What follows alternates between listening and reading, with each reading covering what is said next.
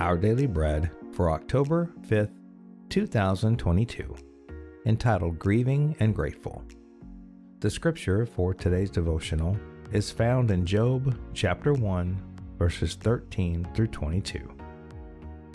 After my mom died, one of her fellow cancer patients approached me.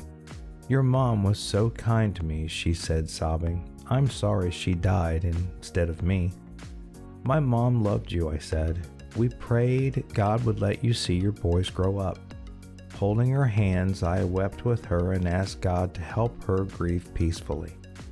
I also thanked Him for her remission that allowed her to continue loving her husband and two growing children.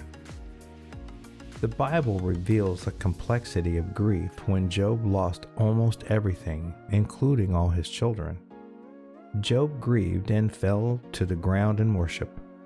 With a heartbreaking and hopeful act of surrender and expression of gratitude, he declared, "The Lord gave, and the Lord has taken away. May the name of the Lord be praised." While Job would struggle mightily later through his grieving and God's rebuilding of his life, in this moment he accepted and even rejoiced in his authority over the good and bad situations. God understands the many ways we process and struggle with emotions. He invites us to grieve with honesty and vulnerability.